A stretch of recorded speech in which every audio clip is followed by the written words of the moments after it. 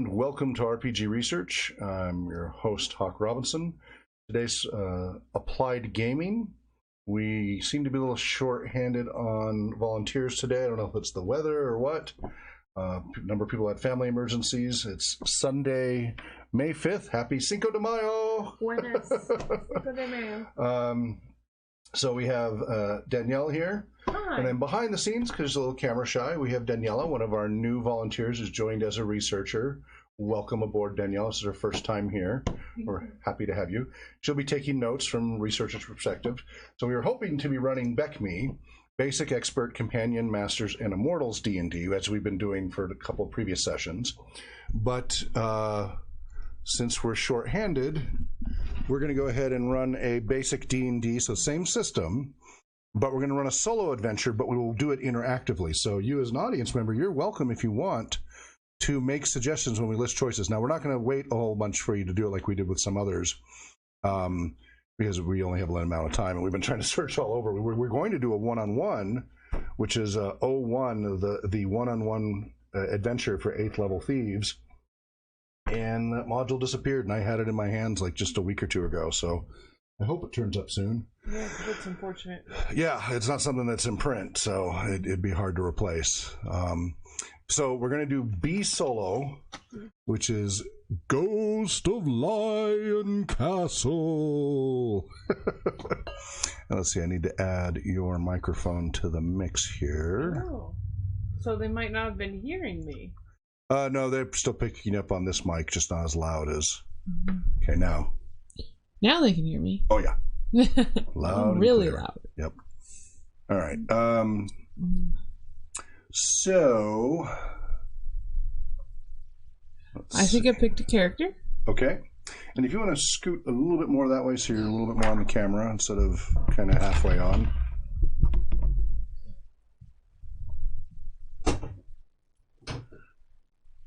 Yeah, okay. All right, which one did you pick out of the 6? So this has 6 pre-gens that you can pick from. I chose Philum, a warrior seer, 2nd level elf. Okay.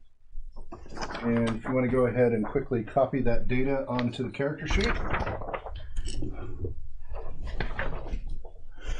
And I don't remember this adventure. It's been so long since I would have played this one back in the 80s. So it'll be a fresh new experience for me as well. And we'll go through it together. And what I'll do is I will read it like a GM, sort of. But it'll be very narrow. So the thing about solo adventures is they're kind of like choose your own adventure books, where your choices are limited because it has to be prescribed options. So you get to pick a page number or a map section or something like that. And so your choices are much more limited with the solo adventures than compared to a regular role-playing game session, where the choices are basically unlimited. But it is a good beginning example of how to do a role-playing game. It's kind of like the training wheels of a role-playing game. It's not open sandbox yet. It's called railroading, where you kind of only have limited choices. But for somebody who's never role-played before, this is an excellent way to be introduced, especially, let's say, you can't find a group in your area. Then again, this is very helpful for you to have a chance to kind of get your fix and do a little bit of gaming. It's not as good as the social experience, but it can be better than nothing. And this suffers from the same limitations of the computer-based role-playing games because of the prescripted, limited options. Because when you do software versions, you have to create basically a whole bunch of the if-thens, even if you're in different languages, it still ends up basically the same. Whereas in the real version of tabletop role-playing gaming, it's unlimited, limited only by the participant's creativity. So, but this is less limited than a choose your own adventure, which only lets you flip page numbers.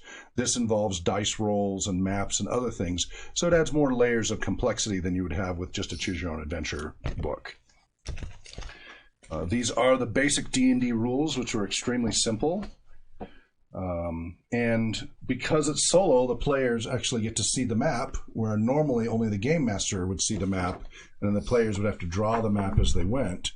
But in this case, the map can actually help you in determining what to read next. There are some tables in here for saving throws, for your character classes, variable weapon damage, So it's got kind of summary of the rules on the inside sheet, so you don't have to open up the GM's rule book all the time. You can just pretty much play straight out of the module. How's it coming on the copying there? Good. Neutral mark. I didn't know neutral was a language. So D&D introduced a concept of alignment languages, that basically people of an alignment could speak the same alignment tongue. So if you were lawful good, you had a language called lawful good. That is a D&D-ism. I don't know if it came from somewhere else originally. As far as I know, that is unique to D&D. And with basic D&D, you only have 3 alignments. You have lawful, chaotic, and neutral. And in advanced D&D, you have 9 alignments, because you add good and evil. So you'd have like lawful good, lawful evil, chaotic good, chaotic evil, neutral good, lawful neutral, true neutral, and chaotic neutral. Most systems do not incorporate the alignment thing. They may incorporate different individual traits rather than the single trait of alignment, which infers a lot of ethical and moral characteristics all in a simple term. Some people are very critical of the alignment, and in newer versions of D&D, the consequences of going against your alignment become less and less. And I'm actually currently doing research on how removing behavior modifiers and punitive consequences to going outside of character changes the impact of a role-playing game and the potential benefits. So newer games have been more abstract and much more relative morality rather than more absolute moral values. But earlier versions of D&D had very clear absolute characteristics about what was good versus evil, what was heroic, what was non-heroic, what was brave, what was cowardly. Those were pretty well understood back in the 70s and 80s. If you said somebody was a hero or a good person, you had a pretty well-set Western perspective of what that meant. In more recent decades, as it's become more popular for moral relativism, that has been in more of the newer role-playing games, and even D&D 5th edition tends to be pretty lightweight about worrying about alignment. They still have alignment, but the consequences of going against your alignment are pretty minor. Early versions of D&D, if you go against your alignment, your character loses an entire level and loses a lot of abilities, and there's serious consequences for having to change your alignment because of how you're behaving. In newer versions of D&D, those consequences, that's up to the DM, but the game rules themselves aren't very punitive. And that makes a big difference in behavior modification. When we work with different populations, especially at-risk populations, those clearly defined parameters, spelled out rules, help those at-risk populations understand better what they should and shouldn't do. When you just leave it as an open, abstract concept, that is overwhelming for many of them, because a lot of times they don't have good role models and such to draw from. And so they really do need things on how to behave appropriately spelled out for them. And the older role-playing games, from what I found, did that a lot better. The trend with the newer games of being more and more abstract and being less behaviorally prescriptive are problematic with that population. Now, there are, of course, one of the improvements they did add to 5th edition, which is only in 5th edition, and I wish they'd had in earlier versions, is these extra traits and flaws and things like that were only optional rules before, but are now part of the core in D&D 5th edition. And those are great.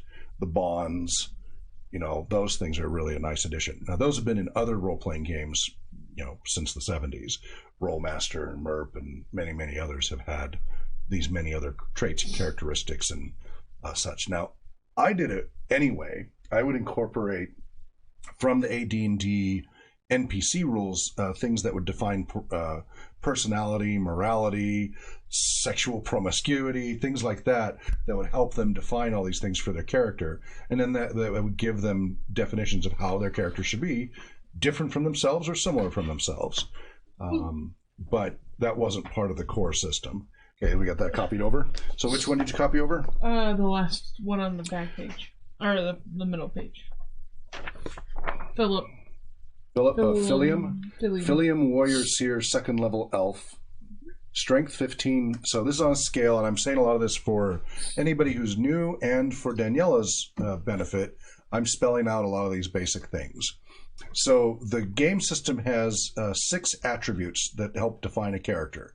There are many other variables, but the core 6 attributes are strength, intelligence, wisdom, dexterity, constitution, and charisma. We also like to add in most of our games comeliness, which is, so charisma in D&D by default is both appearance and charisma. We like to have a 7th stat that comeliness is separate from charisma, because you can be attractive and not charismatic, and you can be very charismatic and, you know, visually unappealing. And they can be completely separate from each other. Yes, being more attractive, people might have an impression that you're more charismatic than you would be if you weren't more attractive, but they are separate characteristics. Unfortunately, most role-playing games don't make that a standard. Rollmaster does. Rollmaster has 10 attributes and an 11th one, which is appearance, which is separate from all the others. Yep. And we incorporate with D&D, we add the 7th one into most of our games. We won't do it for this because it's just a solo game. Mm-hmm. But so this character has a strength of 15. This is on a scale of 3 to 18. So you roll 3 6-sided dice. Mm-hmm. Low is 3. That's very weak.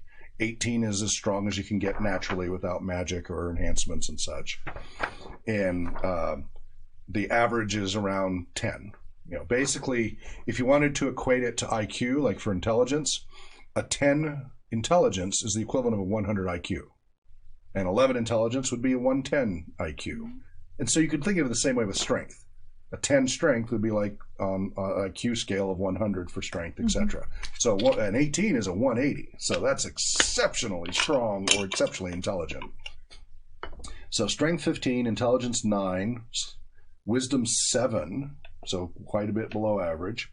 Dexterity 14, above average. Constitution 9, and charisma 11. So your main areas are strength and dexterity. Your other areas are either average or below average.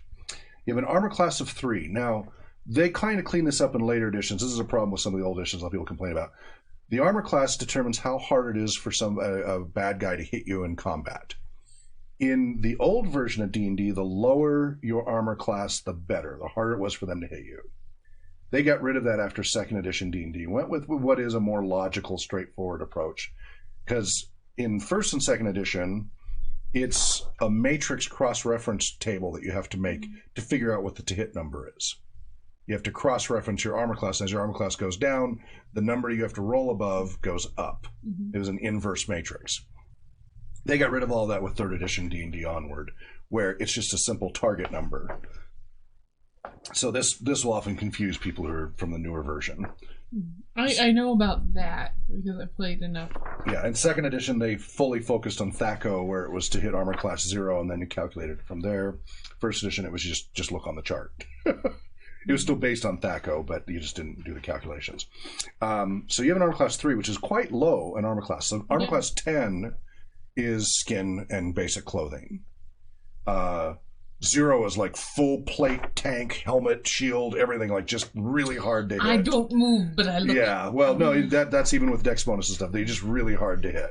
And you can have a negative armor class in the old edition. You could go negative 10, theoretically, with magical rings and other things like that. But typically 2 or 1 was about as low as you could go without magical enhancements or dexterity enhancements. So 3 is really good armor class. Yeah. You have 2 hit dice. Mm-hmm. So, your 2nd level. So, which in this case they pre-rolled. You have 9 hit points. Yep. So, and your movement is 120 feet per round, outdoors, or 40 feet per round indoors. And I couldn't find where to put that on the sheet, so I just took a little bit of out of. Did you see movement? There's no movement. There's no MV, move or MV. Oh, weird. Mm-hmm. You have 1st level magic spells, magic missile, and read magic. That's it. So use your magic sparingly. But cool thing is, in this game, elves can wear armor and cast spells. Yeah. Yeah. Can't do that normally in D&D. No. And if I would have gone for the other elf on that page, I would have had more spells. Sure, but then this is a good combo one because only 2 spells is rough. Yeah. And then, so at least you still can do your fighting onward. Languages: Common, Elf, Gnoll, Hobgoblin, Neutral, and Orc. Your equipment: you have a sword +1. Wow, magical sword already. A shield, a magic journal. Everyone has a +1. Oh, okay, yeah. So apparently you're going to need that, and there's probably a creature in here that can only be hit with magic or something. Is usually the case. Wolf's Bane, potion of gaseous form. So you've been adventuring for a bit. Yeah. Chainmail armor, rope 50 feet, backpack, large sack, iron rations for 21 days, and the maps of Lion Castle. So that is your character that you chose out of the 6 characters here. You had a sword master, 3rd level elf, a magic user 3rd level. So that means that I get these. Yeah. If you want to make photocopies so you can write on it, that would be good. Okay. Or I can just... either or, as long as you don't write on it. Somebody already did. Someone did. You had a 2nd level magic user, 1st level elf, or a 1st level magic user. So I guess you could kind of choose how high a level or low level you wanted to go. All right. So the nice thing is, and this is how more adventures should be. I open the book. It says "Start here" in big bold text. Start here. And because it's a solo adventure, I can just start reading as opposed to a regular adventure where only Game Master should be reading it. You will need the D&D basic rules, a set of polyhedral dice, paper, a pencil, and an eraser. I have all of that in front of me. The 2 red books. Oh. You'll need the 2 red books from right there. So you've got the paper, you've got the pencil, and you've got an eraser. Don't use a pen because your traits and possessions may change during the adventure. So not that one, not that one, that one, and the next one. Those 2, yeah. So that's your players and DM's guide. Read all of the R rules entries before starting the adventure. So we've got here on the page R1, 2, 3, etc. This is just telling you how to play. It's not the adventure yet. And page 2 is the same. So there are a little front-end loading here, which concerns me. That would make some people fuzz out. Yeah. Page so 3. Just come back and read it. Page 3.5. Okay, then finally, page 7, you get to start the adventure. That's a lot of front-end loading. That is a lot. So this is assuming you've never played before, but is not as good as the introductory rules, which let you learn as you play. Yep. That learning in layers is a much more effective way. Front-end loading, mass learning, is much less effective than distributed learning. And so the introductory rules, where it kind of taught you the rules as you played, much better way to go than this 3.5 pages up front. So unfortunately, I'm going to have to front-end load the rules here. Okay. Sorry. I'm going to glaze over. Let's see what we got. We'll do what we can. R1. Welcome to the world of Sargon the Wizard. You're about to set out on a thrilling, magic-filled adventure in a dangerous haunted castle, and you'll be on your own. Only your wits and your weapons can help you. If you choose one of the pre-rolled characters provided with the adventure, your character will be a magic user or an elf. And there's a lot of other classes generally available. It's very interesting that they kept it to that. If you decide to use your own adventure for this adventure, the character cannot be higher than 3rd level. Sorry, if you decide to use your own character for this adventure, your character cannot be higher than 3rd level. Your character cannot use any spell, magic item, or equipment that is not listed on pages 31 to 32. So, game balance for the adventure. This is a solo adventure. You read entries just like this one. Each entry asks you to make a decision about where you want to go or what you want to do. Some entries, like this one, simply direct you to the next entry. Read entry R2. R2. Oh, by the way, happy post May the 4th be with you. Yeah. I forgot to post yesterday. I've got my Rebel Scum. Yeah. Rebel Scum t-shirt from yesterday. I didn't wear it yesterday, so I wore it today. Rebel Scum. It's a little Star Trek. So, because it was 4th of May, they've made that the May the 4th. May the Force be with you day. And it's caught on. Yeah. All right. So, R2, choosing an entry. Most entries in this adventure list several options for you. There are many different areas to explore in and around Lion Castle. Because of this, all of the adventure entries are lettered and numbered. Actually, I would like you to photocopy it because I need to be able to look at it too. Oh, this So if guy. you could, yeah, while I'm reading, if you could be photocopying and listening. Because of this, all of the adventure entries are lettered and numbered. If you are exploring the areas outside the castle, all entries begin with the letter C, courtyard entries. If you are exploring inside the castle, all entries begin with the letter L for lion castle entries. The C entries are divided into 5 areas: the castle outskirts, the outer curtain, the outer ward, the inner curtain, and the inner ward. The L entries encompass several levels of the castle, but are not divided into specific categories. For details on keeping records during your adventure, read entry R3. So, and probably because they did this, because later it'll say reference R9 for a refresher on which rule you need to read. So you don't have to search all over. It'll tell you exactly what to look up. So R3, keeping records.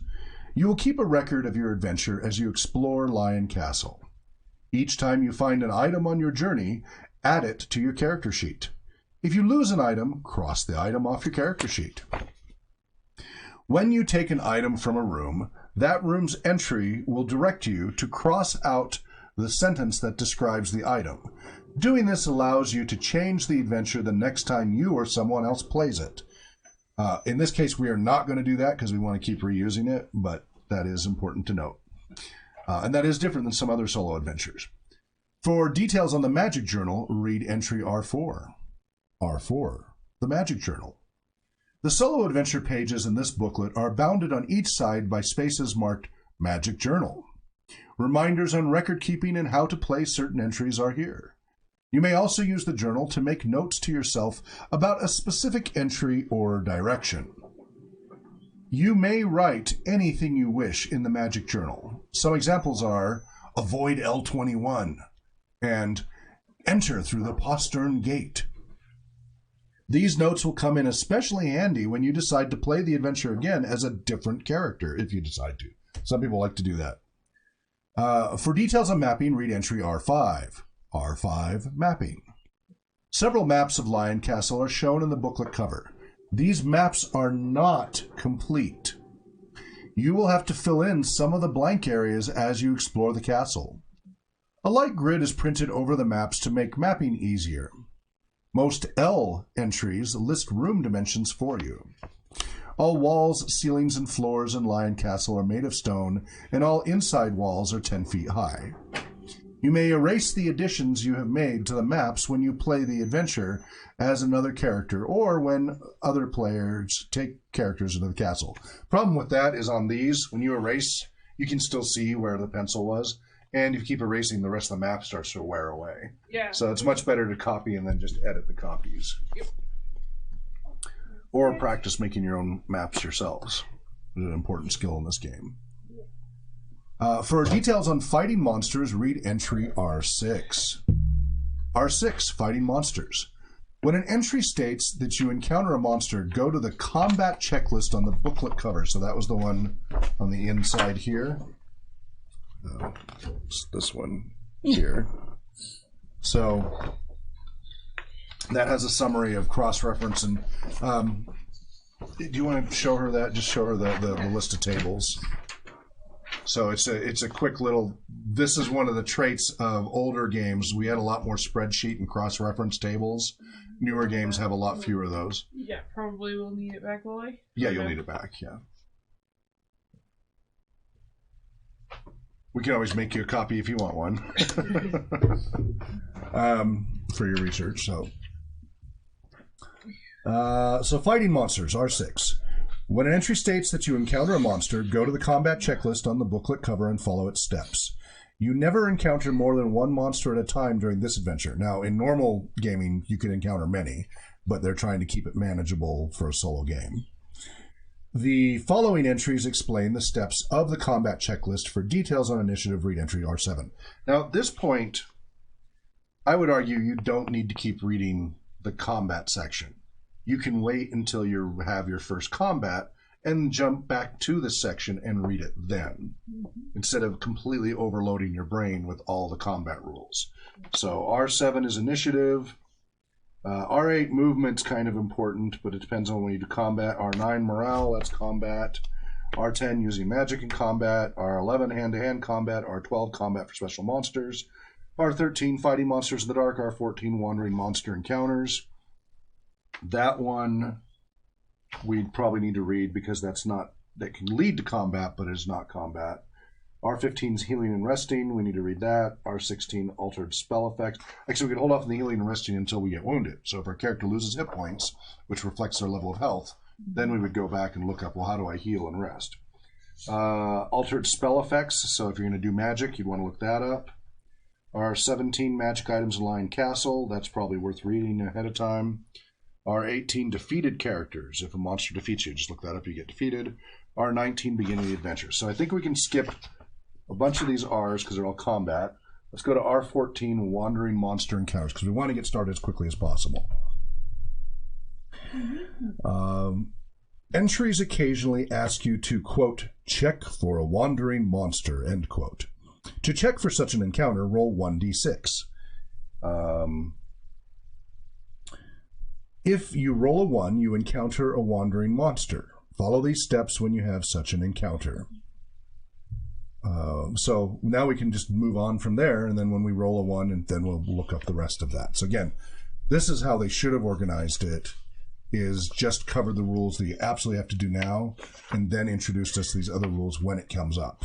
Tell us the section to go to then. They would tell you to go over this right away. No, it does. The abbreviations? Oh, no, yeah. Well, no, yeah, abbreviations, no, it doesn't. Yeah, you're right. But that's okay. It hasn't mentioned the abbreviations yet. Okay. On R15 healing and rest, we won't worry about that till later. R16 altered spell effects. So we do want to know about this because we want to know what our spells can and can't do in advance. Because we don't know when we want to use our spells and we don't know how our spells work. First level magic user and elf spells. Charm Person. This spell may affect one living bugbear, gnoll, goblin, hobgoblin, ogre, or orc. The monster has to make sense. So I don't need to read the whole spell. I just need to read the summary. When I want to cast it, I can read the details. Hold Portal. This spell's effect is broken. Oh, well, actually, what spells do you have? That's all we need to read. Yeah, I have, what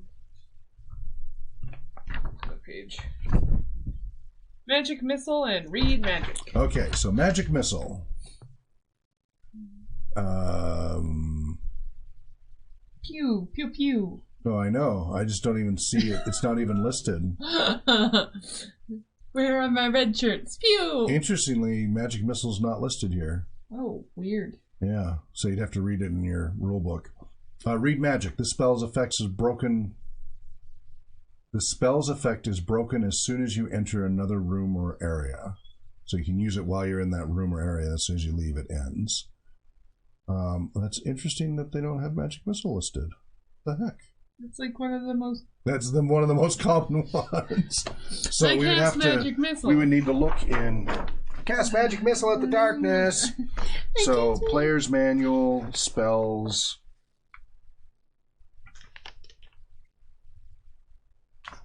Maybe I have to look in the index. Has an index. Might not have an index. Does not have an index. Okay. So where are spells in here? I cannot stop yawning. You're going to make everybody else listening and watching start yawning. I'm trying not to, but... So maybe it is... I guess my cat jumping on me last night in the middle of the night affected me. Might have. Maybe it's in the DMG. There's all the character sheets from your guys' BECMI. Features. We purposely did that. Yeah.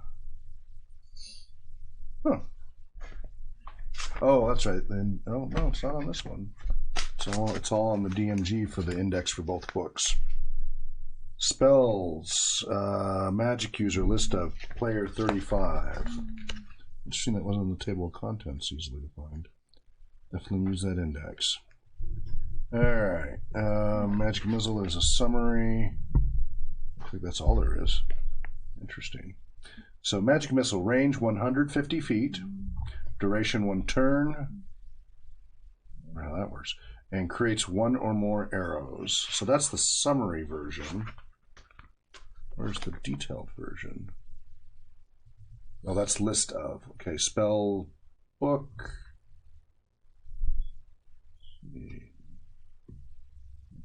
Human. So I wonder if that's all in the magic user section. Yes, it's in the magic user section. Mm-hmm. So page 40 for magic missile. So put P40 next to magic missile so you know where to find it. And then when you need to look it up, you look it up. All right, so that's prepping for that. So again, we're trying to do as little prep as possible to get to the actual play part. Oh, that's what this is for. Okay, I misunderstood. R16, altered spell effects. These spells have different effects in this adventure. Oh. So if it's not listed, it's as per the player's book. That makes sense. If it's listed, it's going to be different.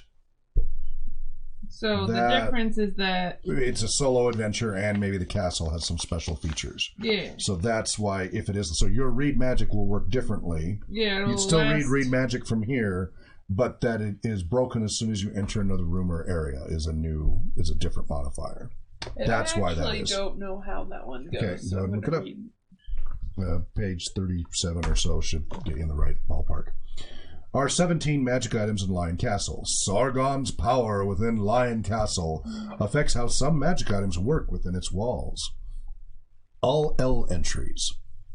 This entry lists these items' altered effects. So do you have potion gaseous form? I think you do. Yeah.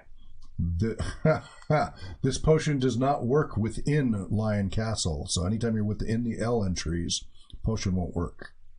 Oh, fun. So that's a bit of a giveaway. See, they shouldn't give that away in advance, though. You should find that out. Like, it should be like a choose your thing. Like, do you try to use it and then find out it doesn't work? They shouldn't tell you in advance.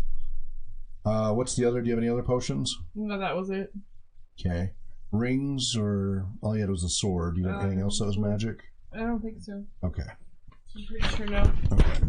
R18 defeated characters. We'll worry about what happens. All right, R19. So we're now 20 so minutes into it. Beginning the adventure. And again, we skipped about half to try to get going for the impatient.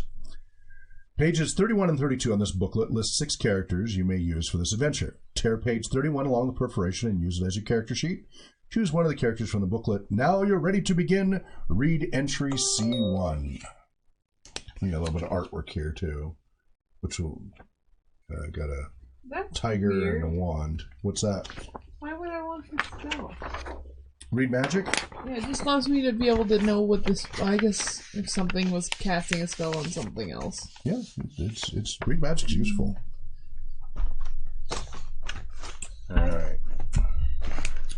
I'm just a little not ready to read complex. You don't have to read in complex. Yeah, no, I mean just get the basics. Yeah. All right. Monsters. All right. Magic journal. C1. Castle outskirts.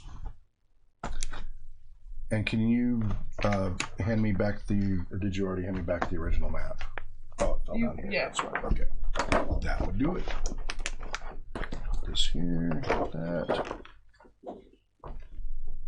So, castle outskirts. Let's not be a map for that yet. Oh, here we go. Lion Castle top out view. Here we go. It says castle. So we have up here, Danielle, on your map, you're going to want to be looking on this map. Yeah. Okay, look at the map. Okay. And it says castle outskirts. Mm-hmm. And so you got the walls all around it. And there's an outer gatehouse. There's a bunch of towers. There's a dry moat around it, that brown around it. And the outer curtain wall. 1 square equals 5 feet. So that's interesting because a lot of basic D&D, 1 square equals 10 feet. But in this case, it's 5 feet. That's important to not confuse. C1. Roars of laughter and the sound of hearty voices and song rise from the tables in this warm, smoky tavern. You make your way through the crowd, listening as people talk of the great wizard Sargon and his haunted castle. Several of the tavern's patrons are apprentices of local magic users. And that is your occupation as well. Okay, so now I see why it's limited to that.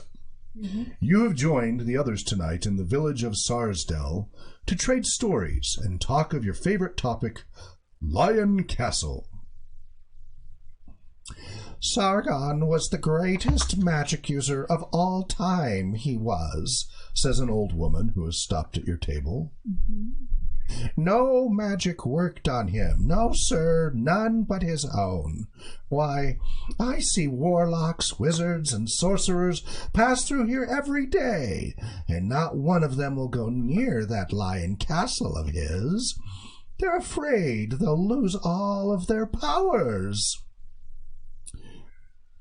Not us, ma'am, says one of your friends. We've nothing to lose and everything to gain by exploring Sargon's castle. What is this lion's castle? A newcomer asks. The tavern keeper, who has told this story many times before, eagerly steps forth to inform the newcomer. Sargon was a strong wizard indeed, son, and his castle is a sight to behold. He built it on the grassland plains in the land they now call the Ethingar Khanate. Lion Castle is a beauty, son.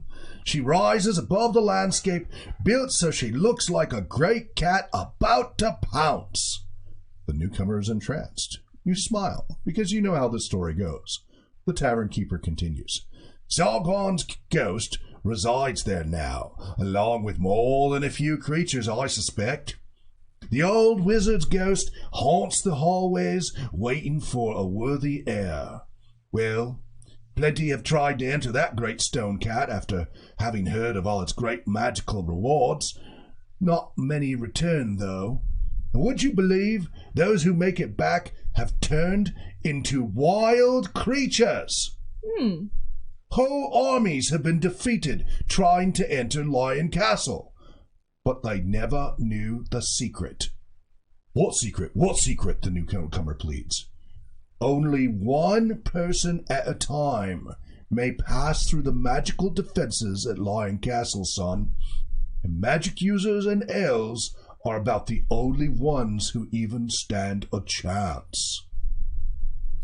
The tavern keeper's tale has stirred you and the others once again, and you decide to draw lots to see who will be the first to enter Sargon's Lion Castle.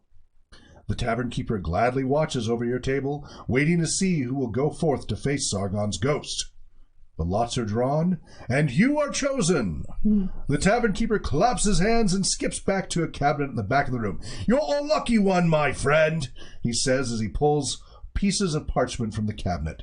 Take these maps and this magic journal with you. If you do not survive your quest, this journal magically reappears here in the tavern, so your friends and I know what sort of fate you befell. Well. The tavern keeper hands you the journal and some incomplete maps of the castle. Others before you were able to map this much before retiring. Finish these maps and find that ghost, and you will be a hero indeed. Now, listen closely, says one of your friends. Follow the Streel River east for 6 days, and then hike north for 2. After 8 days, you should be able to see that great stone lion rising from the plain. Be careful as you approach it, another friend cautions.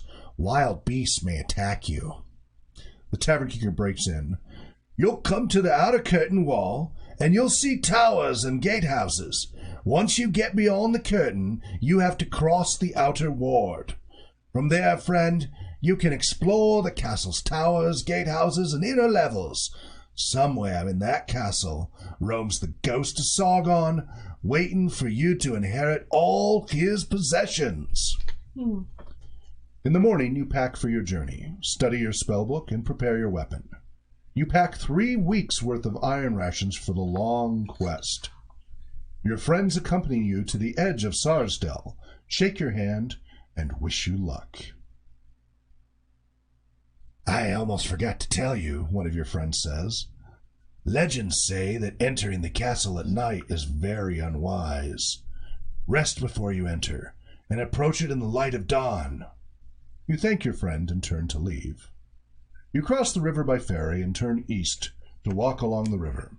The great grassland of the Ethengar Khanate stretches out ahead of you. 6 days pass. This is time compression. We don't have to role play through all the travel because it's an uneventful travel. That's an often used technique. You have seen few animals since you left Sarsdell, and you have talked to no one. You turn north away from the riverbank and begin crossing the flat grasslands. As the sun begins to set on the 8th day, a slight gray mound appears on the northern horizon. The head of a huge stone beast pokes above the waving grass. Lion Castle stands ahead, only 1 day away. Dawn comes quickly, and you set out toward the castle. The time seems to drag. Finally, in the late afternoon, you come upon a slight rise in the land. All of Lion Castle stands majestically before you. A 10-foot-high outer curtain wall stretches for 255 feet at the base of the castle. 20-foot-high towers rise from the wall, which is rimmed by a dry moat. Lion Castle itself rests on a 10-foot-high mound within the outer curtain wall. The lion's head rises 66 feet from the mound. Its great roaring mouth faces west. Subtract 9 days' worth of rations from your character sheet, since you've been traveling that much time. So, would you like to circle to the east, circle to the west, or decide to rest here? I'm going to decide to rest here. So, circle to the east, we would choose C3. Circle to the west, we would choose C5. Decide to rest here, we're choosing C6. So we jump to the section that's labeled C6. C6. Follow the steps in entry R15. See, this is why we could have skipped the rules. At dawn the next day, you wake to continue your quest. So that R15 is about resting and healing. So let's jump back to R15. See, this way you're learning it as you need to apply it, and that's much better. So I'm glad we skipped it. So R15, healing, resting. If you want to regain lost hit points and do not have any magic means to do so, you may stop at an entry and rest. We don't need to roll this because you're not fatigued, so we'll worry about that another time. All right. So, at dawn the next day, you wake to continue your quest. Do you want to enter over the west wall, enter over the north wall, enter through the outer gatehouse, or enter through the postern gatehouse? Let's go with the outer gatehouse. Okay, so we jump to C24.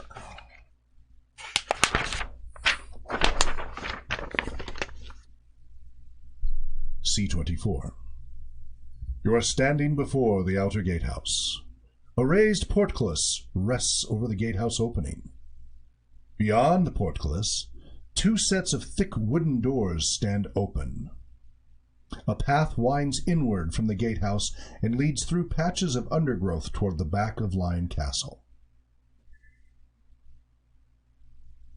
If you have the proper spells or magic items, you may go through the gatehouse by becoming invisible, turning gaseous, or walking visibly. If you want to find another way into the castle, that's another option. So do you want to become invisible, turn gaseous, walk in visibly, or do you want to go look around in other sections? Well, why don't we go ahead and use the gash? Since you know now that it doesn't work inside. Okay. Might as well use it now. Okay. So you're going to, so now entry C27 for turning gaseous.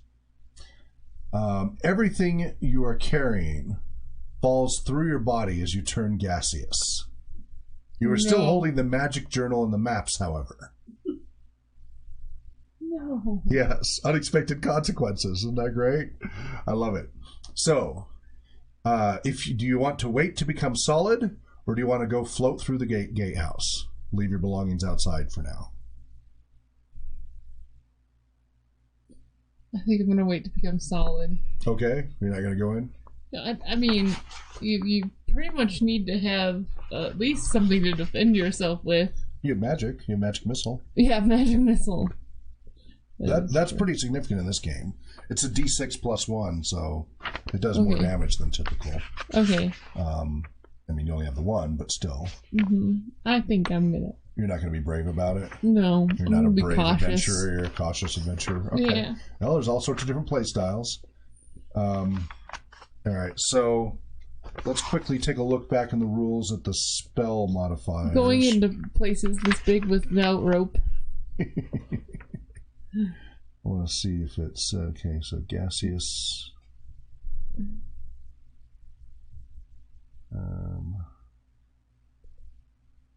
Yeah, it says it didn't work within.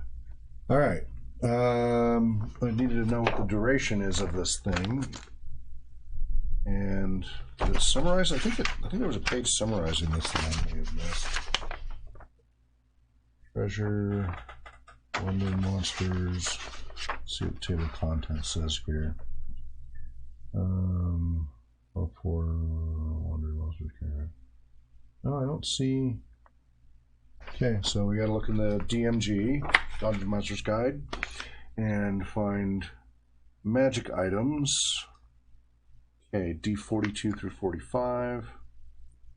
Again, this is so much simpler than the Advanced Edition. There's also a lot less in here. Okay, rings, miscellaneous, where's potions? Scrolls, wands, rods, potions. Gaseous form. Upon drinking this potion, the user's body will take the form of a cloud of gas. Anything the user is carrying or wearing will fall through the gaseous body to land on the floor. Although, again, for some reason the maps and journal didn't. So they appear to be magically enhanced. The user will keep control over their body and can move through small holes in walls, chests, and so forth. Any creature or character in gaseous form cannot attack, but has an armor class of -2. Like, way lower. God. You're really hard to hit. And cannot be harmed by non-magical weapons. That's also really good. So you still want to sit there? No, let's go for it. You going to go for it? Yeah. Okay. Let's see, Might have to go back to what's get my the rope. duration here? Effects of a potion last 7 to 12 turns. So roll a d6. And then you'll add 6. 5. So you've got 11 turns. So in basic, I think turn is 10 minutes, but let's double check. See in the player's handbook if it lists there. Let's see, turn time. Okay, player page 56 in the player's manual. I'll check here. Timekeeping. Yeah, it looks like it's all going to be in your player's manual, page 56. You see it? 56. Yep. You see a thing on time? Nope. Oh wait, there's time. Turns of 10 minutes. Yep. So you've got 110. You rolled a 5? Yeah, you have 110 minutes. You have almost just shy of 2 hours of gaseous form. You would have had to just sit around. Oh. So go for it. No, Be a let's brave go for it. adventurer. All right. So you're going to go on in. Yep. All right. Moo-ha-ha. Now, again, you'd normally be playing this by yourself. There wouldn't be the two of us. You'd just play it by yourself. But that would be really boring to sit and watch. Yeah. Okay. So you turned gaseous. You dropped all your equipment except for the map and journal. And you float through the gatehouse, so we jump to C30. You float past the first set of doors, and then suddenly materialize. And the doors slam shut behind you. Your armor class is now 9. All of your equipment lies on the ground on the other side of the closed doors. 3 to 9. Read, that's naked in this. Basically, that's, you've got nothing.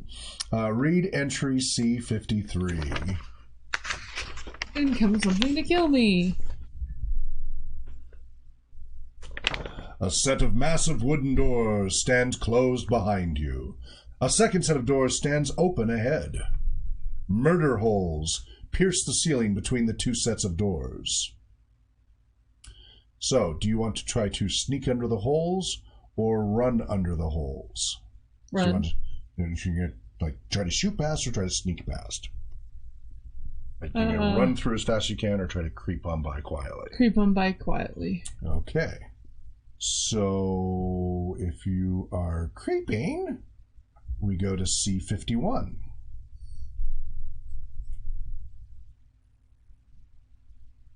Okay. Sharp rocks rain down through the murder holes as you pass under them. Make a saving throw versus wands.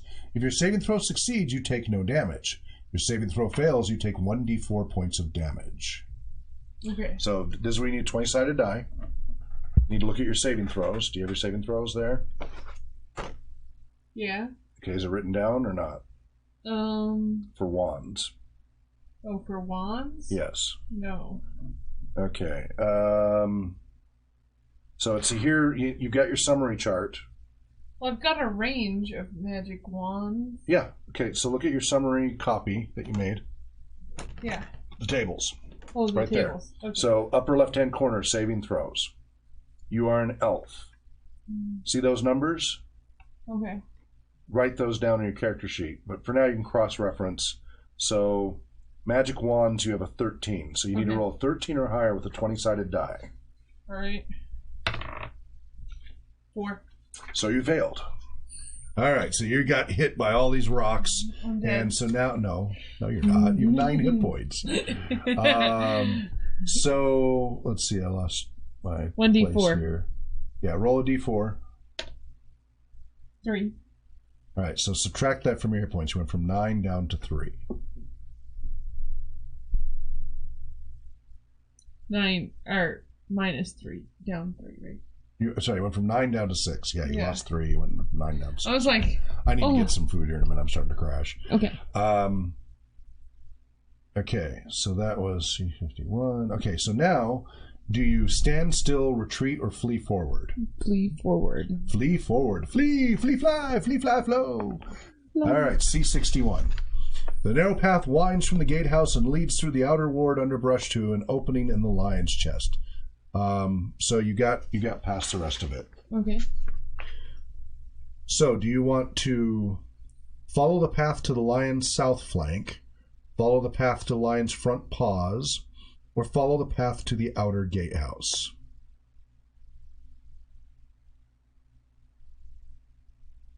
Front paws. Okay. Or you have the option to leave the path. Or you can retreat over the outer curtain wall. Sorry, I didn't realize those were additional options because of the way they formatted it. So you got 5 options. That's a lot of choices. That's usually more than recommended. Usually you're supposed to limit to 2 or 3 at a time, otherwise people get cognitive choice overload. I'm still gonna go for the paws. Okay, go for the front paws. All right, so C65. Could you quickly make, you just stick them in the top feeder face up, make a copy of all the maps and that chart, and then give Daniela a copy, please? Yeah. And you can just stick it in the ADP top feeder, and it'll just cycle through. And then I'll read aloud. You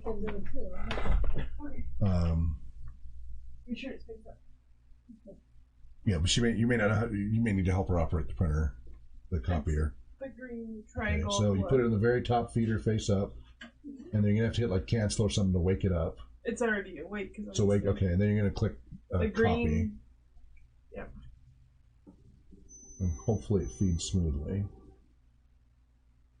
Yeah, and then start. Start. It's. You select copy and then start. Okay, good. Hopefully it doesn't bunch up. Good. Now it should work its way through. Yep. All right, so you went to the front pause, so C65. C65. You are standing in front of Lion Castle. Arrow slits are cut into the spaces between the claws of the lion's forepaws. 2 small holes pierce the lion's muzzle. A patch of lead lies on the path below the holes. An opening is cut into the lion's chest. A raised portcullis rests over the opening. Beyond the portcullis, 2 sets of wooden doors stand open. Thank you. So if you have the proper spells or magic items, you could levitate to the lion's mouth, turn gaseous, use a rope of climbing to reach the mouth. If you don't have those, if you want to go through, you can go through the opening in the lion's chest. If you have the proper spell or item, you can also become invisible at the same time you use one of the listed options above. Or if you want to find another way into the castle, you have another option. I'm gonna walk right in. Okay, so you want to go through the opening in the lion's chest. Yep. C75. Might have to make a new character.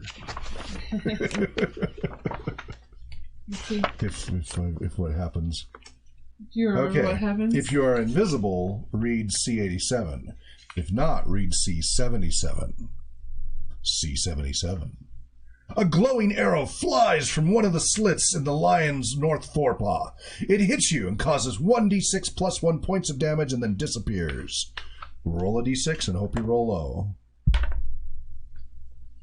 You rolled a 6? So you took 7 hits and you had 6 hit points? Yeah, I'm dead.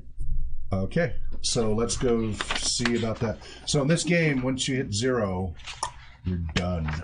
It's very unforgiving. Compared to newer versions where it takes a lot to kill off a character, older editions, they were much more blasé about, yep, the character's dead, make a new one. The good thing is the characters are very quick and easy to make, and people became more aware of the consequences to actions because their characters died.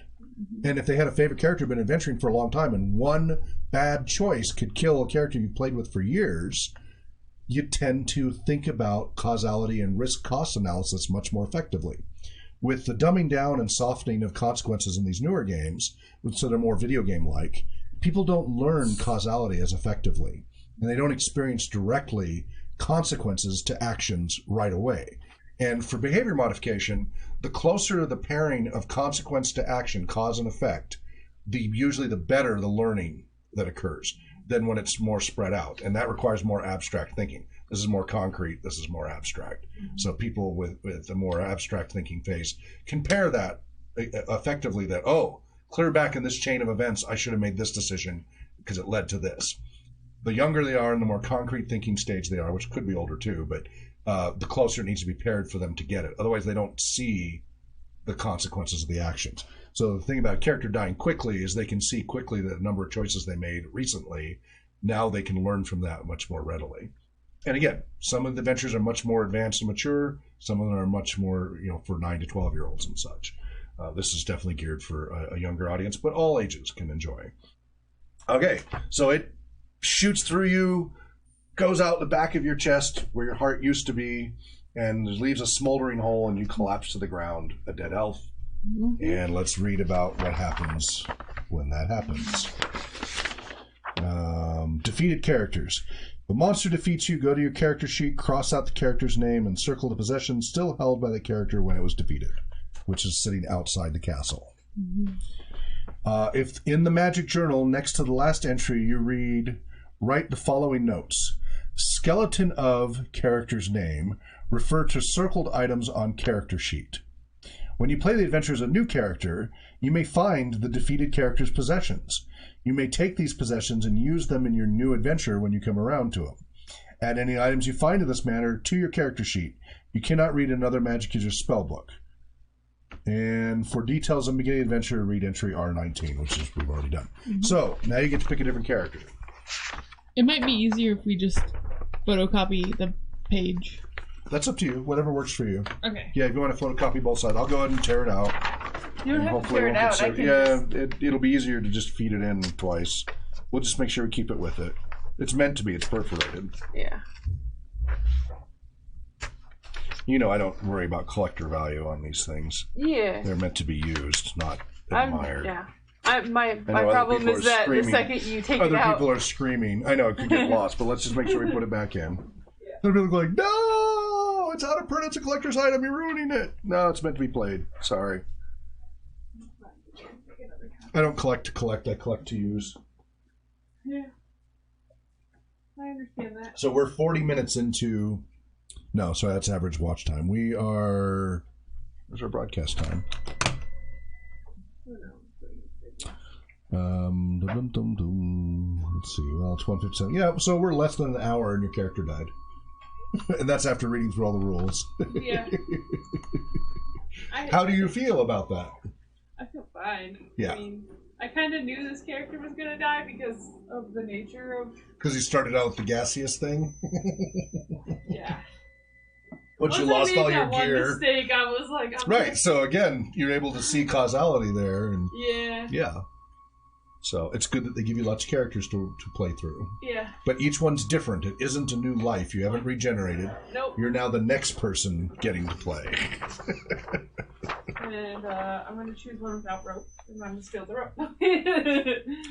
Okay, see that? Yeah, that one you're planning that you'll get the other equipment. Maybe. And so that's planning ahead.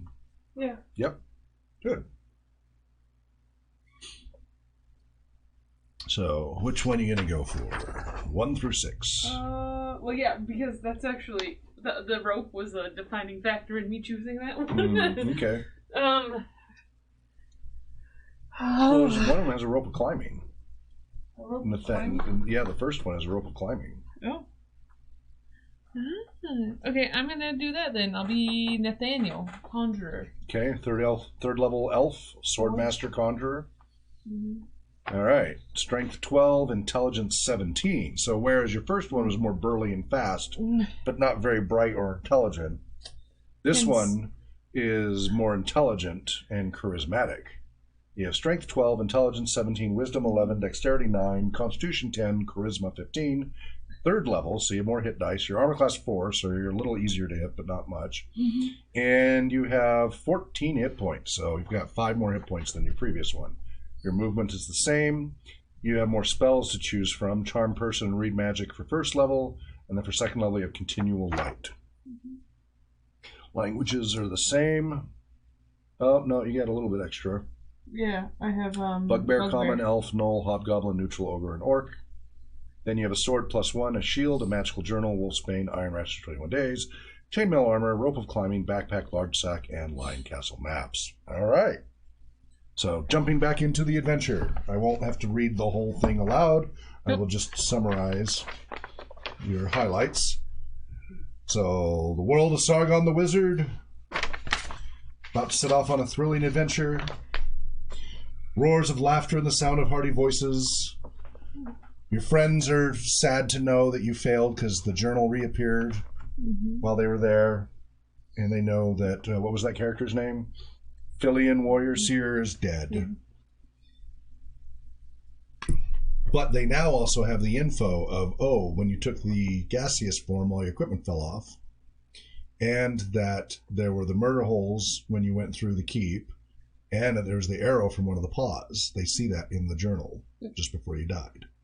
And that your equipment was left outside. So now whoever gets to go next.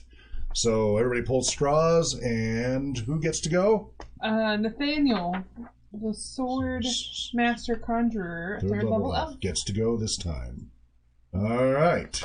So you get ready the next day, the following day, and head on out.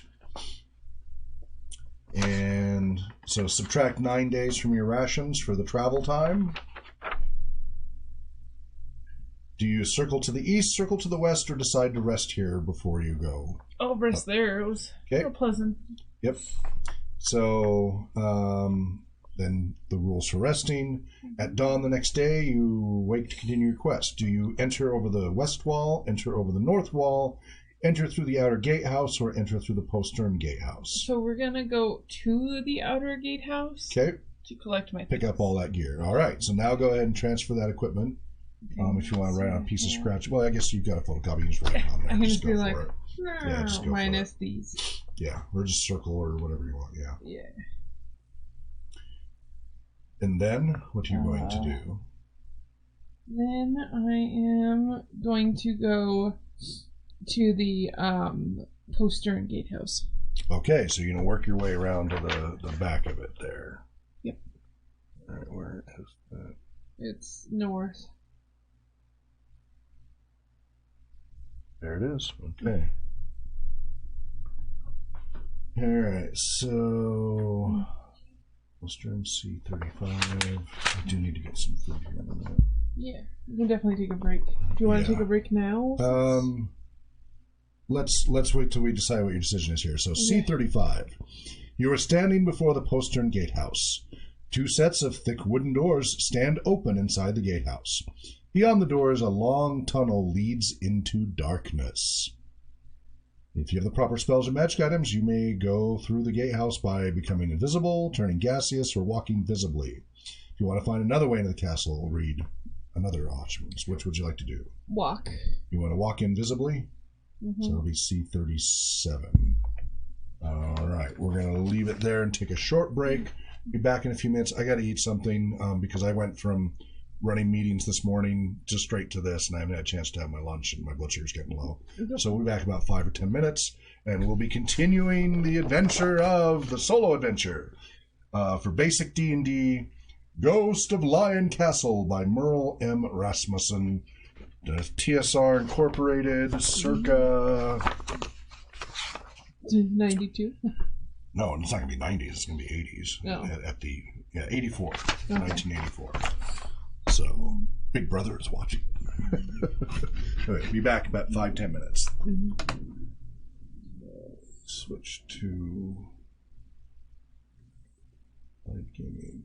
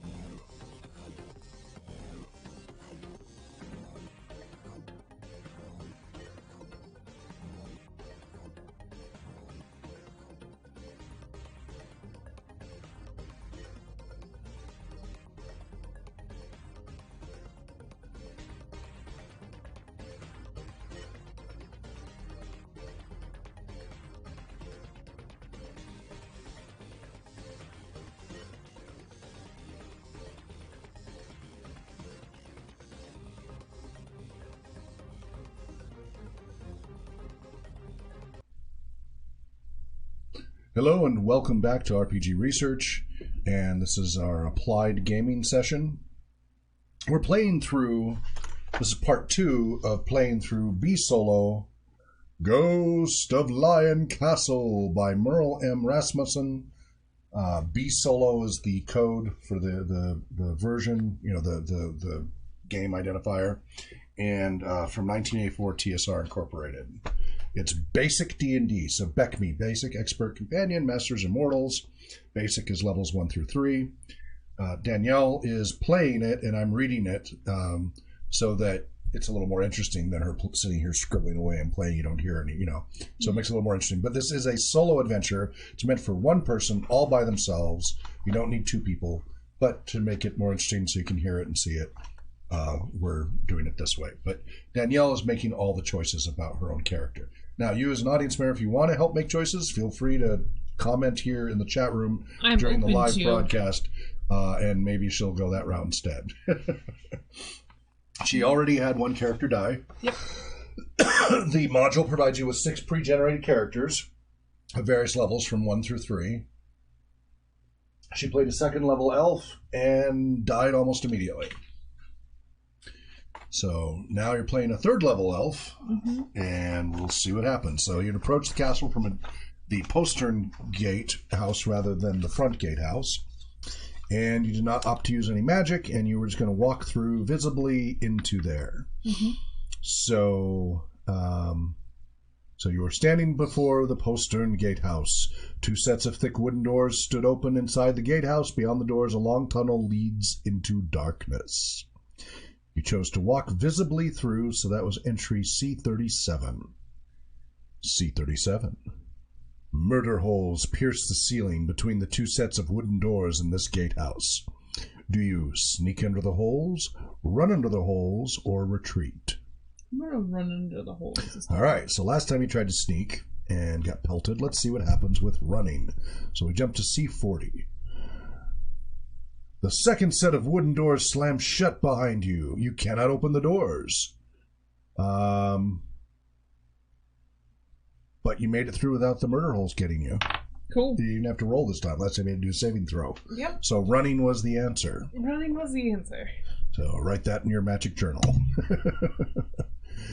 You are in a dark tunnel. Read entry L5. It also says you cannot levitate, turn gaseous, become invisible, or use a rope of climbing here.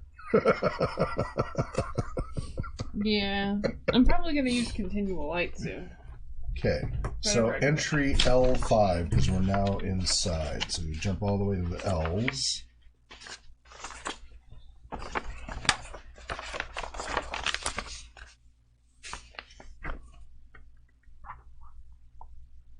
Well, this has little magic journal entries all throughout, little comments.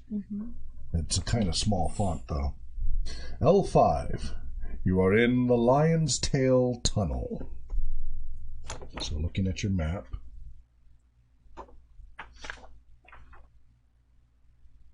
So you see that there? Lion's Tail Tunnel. Yep. Those double doors, 2 sets of double doors. Dun dun dun. Because it's a solo adventure, you get to actually see the whole map, but it's an incomplete map. You have to fill it in as you go. This dark, 5-foot wide stone tunnel rises 10 feet, and you have night vision, right? You have infravision as an elf. Pretty sure elves have special vision. Say that. So, well, you got to go to the player's manual and look under elf.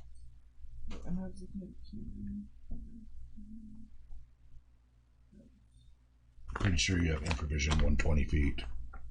Could be 60 feet. I'm not sure. It might be 60 feet. Remember, elf is class/race simultaneously. Could use the let's see. So elf is. It's on yours. Yeah. That's what I have. D50, P46. 46. Oh, cool. I was open to the right page. There's a little bit for the dungeon master. Vision. Infravision. Yep. 60 feet. Okay, so 60 feet. So you can see 60 feet. without having to use continual light or anything. Yeah. Or give So I yourself don't need away. continual light. Yep. So the stone tunnel rises 10 feet into the darkness. The tunnel runs for 55 feet.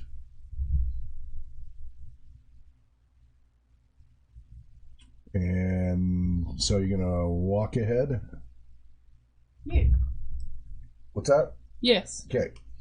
So you walk for 55 feet, and then it turns and opens into a semicircular chamber. The chamber is 15 feet in diameter. A raised portcullis rests above the west wall of the chamber. You see those dots on the map? Yep. A dark hallway leads west beyond the portcullis. You encounter a wandering monster in the tunnel. Oh, so you didn't get to walk all the way yet. Sorry. If you have no light source, follow the guidelines in entry R13. To determine what type of monster is in the tunnel, follow the steps in entry R14. Then if you defeat the monster, or if you escape during combat, you may go through the portcullis. Read L20. If the monster defeats you, read C42. All right, so let's go to R13. That's Rule 13. Yep. Fighting monsters in the dark. Elves have infravision and can fight monsters in the dark. Yep. If a magic user has no light source and is fighting a monster in the dark, the magic user suffers a -4 penalty on all hit rolls. That's human. Mm-hmm. The monster gains a +4 bonus to all hit rolls then. These hit roll modifiers apply until the area is lighted or combat has ended. The magic user may cast a light or continual light spell in this situation if they've learned a spell that morning. They cannot read their spellbook in the dark.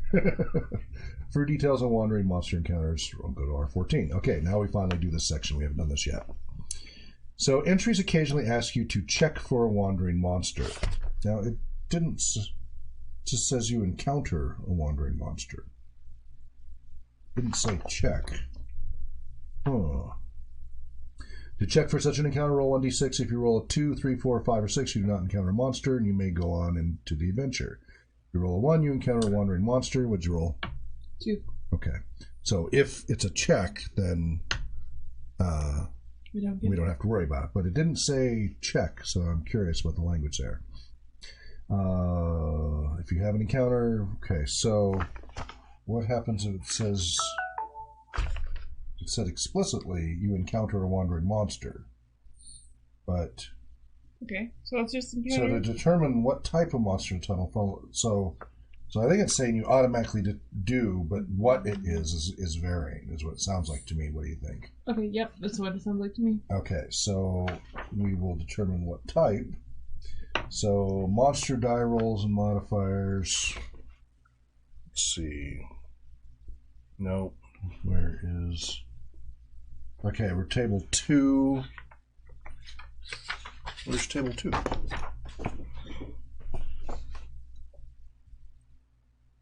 I have 4, 5, 7, 6. Okay, refer to table 1, monster die rolls and modifiers for the terms. That must be in there. Monster die page... Oh, it's page 6. Okay, so it's in here. Alright. So, table 1 has a modifier. So you're at castle level tail tunnel. So roll... Let's read that. What die roll and modifier should be used in table 2? Your location, the castle, effective type, for example, if you explode. Okay, so you're going to roll a d12 and +8 modifier. So you What that say does is it D20? makes sure you can only have 9 to 20 as a result. So only certain types of monsters. What did you roll? A 3. So that gives you a 4. Oh, jeez. What did I run into? A Cyclops? Ogre. 4 + 1 hit dice. Armor class 5. Hit points 19. Move 90. Attacks 1. Club. Well, it's only 1d4 + 2, though. That's not much damage. Saves as a 4th level fighter. ML10. AL. Alignment. Chaotic. ML. Where's ML? Abbreviations here. Where's my abbreviations? ML is moral. Oh, morale 10. Okay, so I'd do a morale check probably. XP if you defeat it, 125. Treasure 50 gold. Okay, so. So it's an ogre.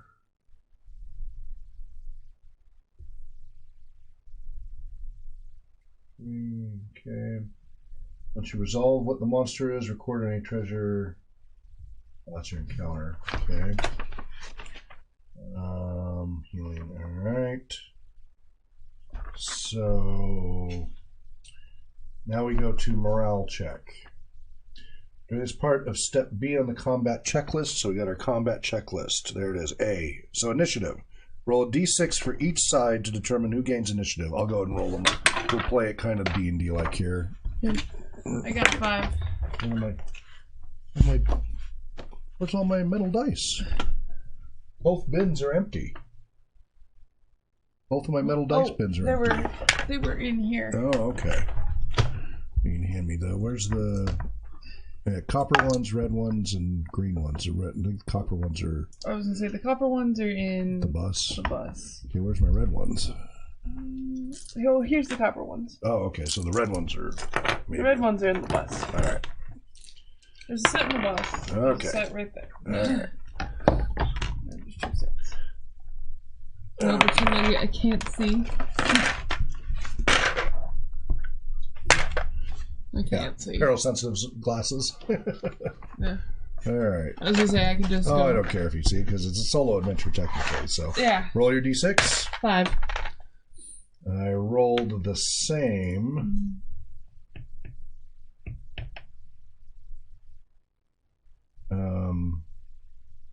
So that was for initiative. Or you may try to talk to the monster. Well, if your die roll is higher, you may attack or you may try to talk to the monster. The die rolls are the same, roll both dice again. If you speak the monster's language, the monster does not attack and allows you to pass unharmed. If you try to talk to a monster in a language it doesn't know, you lose initiative and the monster attacks. Well, I know Ogre.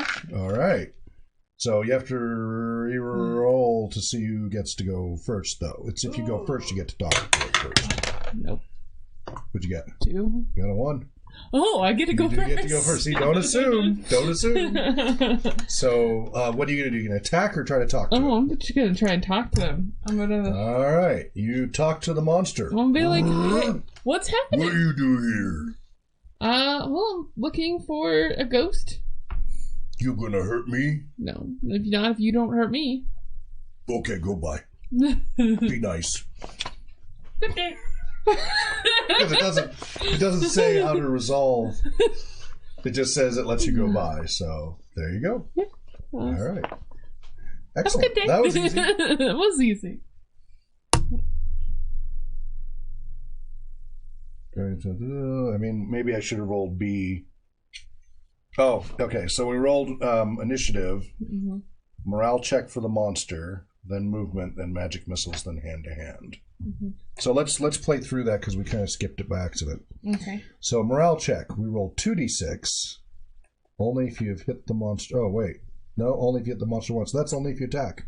All right. It's definitely a simpler version. You did not, so we don't need to roll that.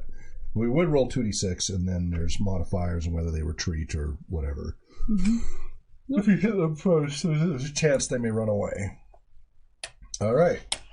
So back to L5. If you defeat the monster, if you escape during combat, you may go through the portcullis. Yeah, I'm going to go through the portcullis. So, and of course, you ran into an ogre. Put that in your journal.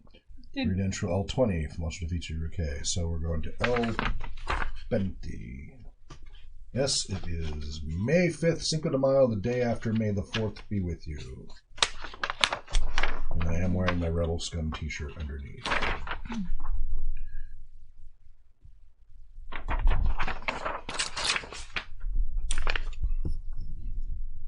L20. The portcullis falls as you pass under it. Make a saving throw versus wands. Okay.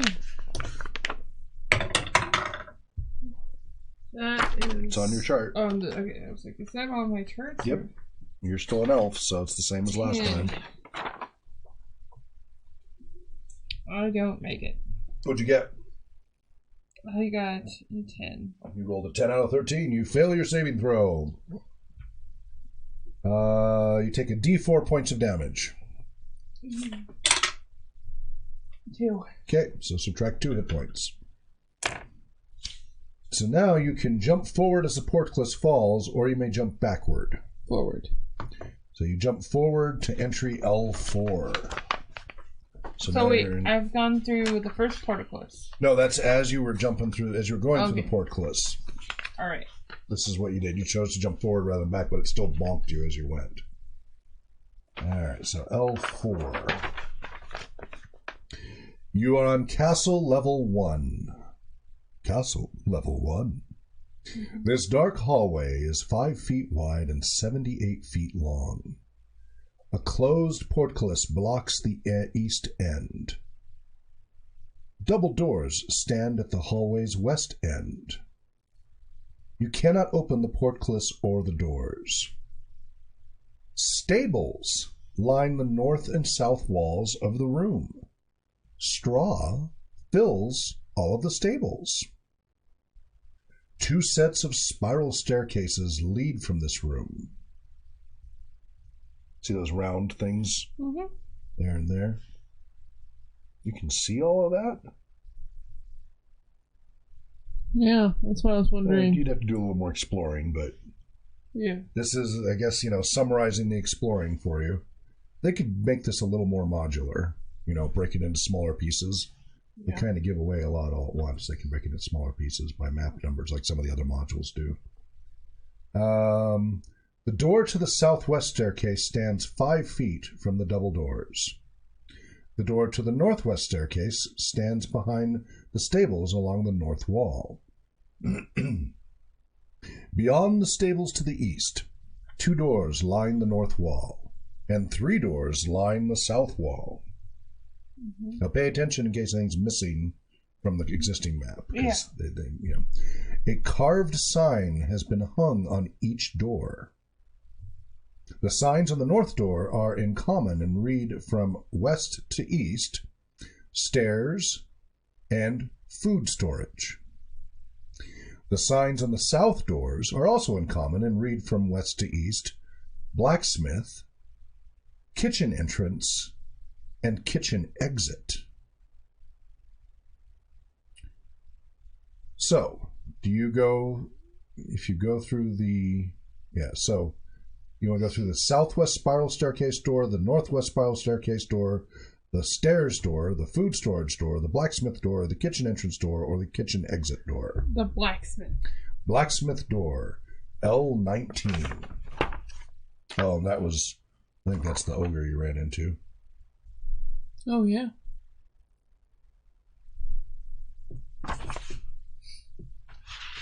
It's kind of silly looking helmet. Mm-hmm. A little bit of a Munchkin looking artwork there. Yeah. Before Munchkin, way before Munchkin. What do you think they got there? Yeah. L19. This blacksmith shop is roughly 12 feet wide and 15 feet long. Part of the south wall curves outward. A door in this wall leads to a spiral staircase. Another door stands in the north wall. A blacksmith's hammer lies in the ashes of the forge in this room. Would you like to take the hammer? Yeah. You can use this hammer as a mace as far as weapon type.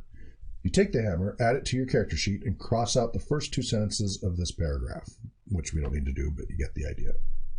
Mm-hmm. Do you go through the spiral staircase door or go through the north door?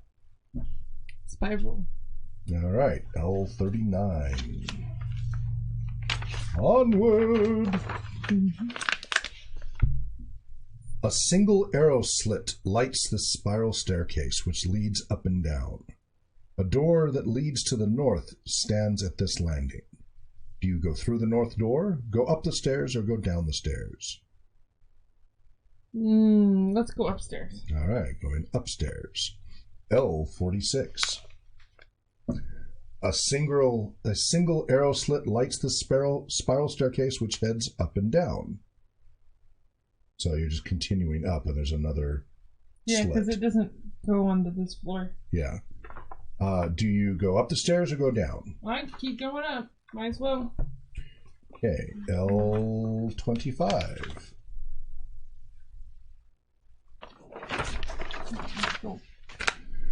L25. A single arrow slit lights the spiral staircase which leads up and down. A trap door rests in the ceiling at the top of the stairs. A door that leads to the north stands at this landing. Do you go through the north door, up the stairs through the trap door, or down the stairs? Trapdoor. And you go up the stairs through the trap door, L59. Did John tell you about that kid at Eagle Peak that blew through the whole Doctor Who adventure? He went straight to the thing and was done. Yeah. Not even a full session. All right, L59. You are atop a tower on the lion's back. A trapdoor in the floor leads down to a spiral staircase. To the north, another tower stands on the lion's north flank. To the west, the lion's back rises to its mane. Mm-hmm. I'm on top. This is that picture there, yeah. I'm right here. Yeah, not quite king of the world, but you're up there. Do you go through the trapdoor to the stairs, cross to the north flank tower, or climb the lion's back to its mane? I'm gonna climb to the main. Yeah, that sounds like fun. It does. It does. It totally does. I'm going for it. See if you die. See if I slip and die. Yeah. You are on the lion's back, castle level 5. A monster suddenly comes down the main from the top of the lion's head.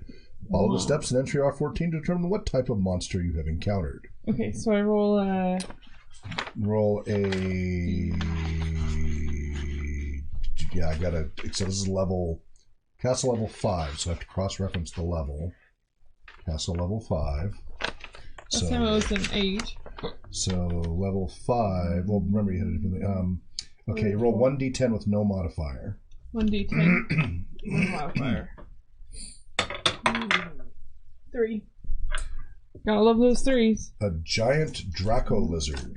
Oh, Now, actually, that. I think reading here, you might run multiple. It said if you roll...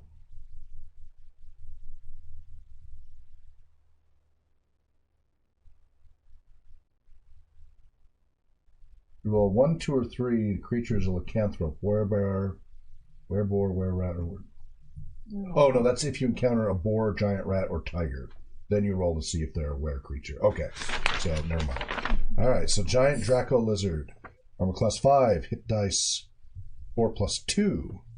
Hit points 20. Move 120. Attacks 1. Bite 1d10. Ouch. Saves as a 3rd level fighter. Morale 7. Alignment neutral.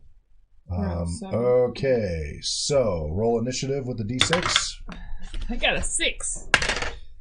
I got a 1. You got initiative. Do you speak Draco lizard? No. Okay, so you're not going to be able to talk your way out of that one?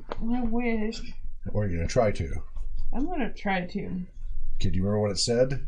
If you try to talk and you don't speak the language? Yeah. What happens? Does it still attack? It will automatically attack you if you don't speak its language. So are you going to try to talk to it? No. Okay. Now, again, if this wasn't a solo game, we would have more flexibility on that. In this case, your choices are limited. That's one of the I problems don't with solo speak adventures. Draco lizard, but That's right. no, I speak something that they gotta speak. Do you speak any lizard? Do you speak neutral? I speak neutral. You do? This is neutral. That means it speaks neutral. Oh, I'm gonna talk neutral. All right. So talk neutral to it. Blah, blah, blah, blah, blah, blah. Hey! Let me pass. I don't want to hurt you. You! Are you here to hurt me? No, I'm not here to hurt you. You'll leave me alone if I leave you alone. Yep. I'm okay with that. Me too. I'm getting old and it takes a longer time to heal. And I'm not that hungry right now. I just ate. So, go along. Good rest of your day. You too. Enjoy the sun. Definitely. All right. So, if you defeat the monster effectively, you can climb the lion's mane and go to the North Tower or the South Tower. Which do you want to do? North Tower or South Tower? Let's go with North Tower.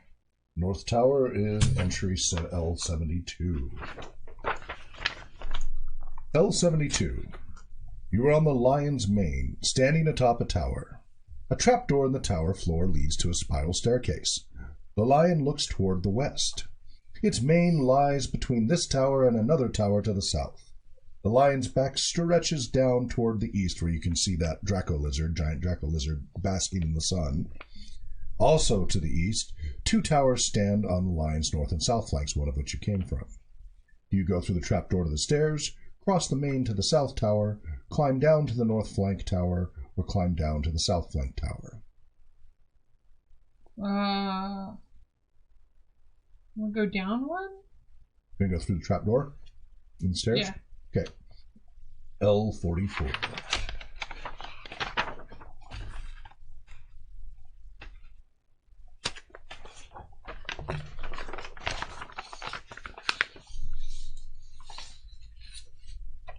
L44. This dark spiral staircase leads up and down. Trapdoor rests in the ceiling at the top of the stairs. A door that leads to the northwest stands at this landing. You go through the northwest door, up the stairs through the trapdoor, or down the stairs. We'll go through the northwest door. All right, L58. I think we're here, right?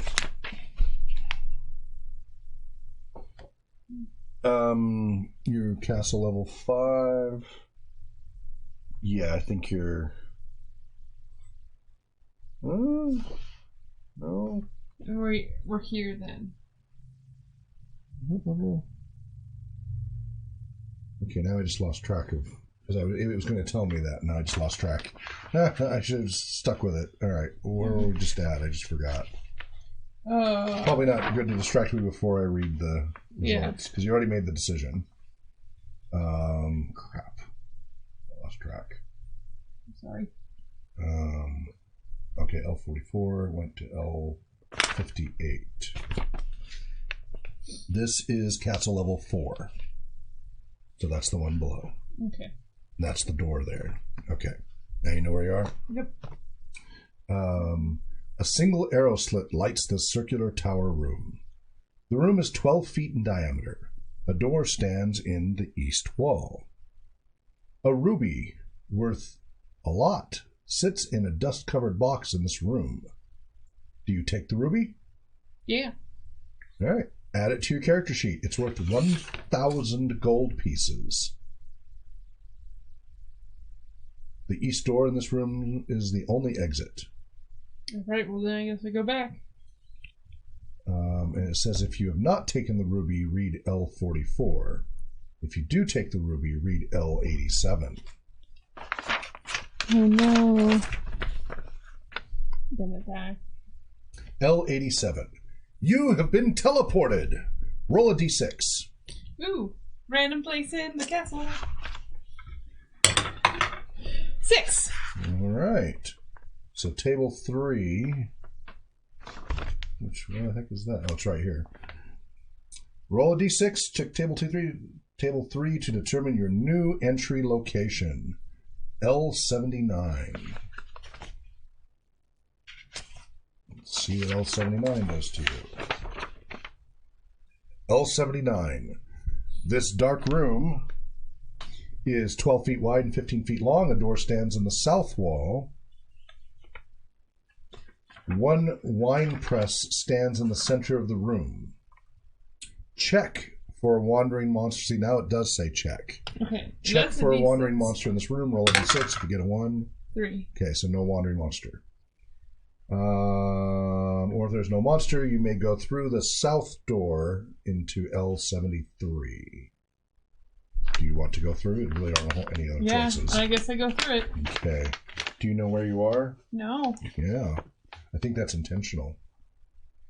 You said it was a 12-foot room? It doesn't, yeah, but it doesn't tell you what level you're on. It doesn't tell you if it's... It's just a 12-foot room? 12 feet by 15 feet. A door on the south wall and a wine press stands in the center of the room.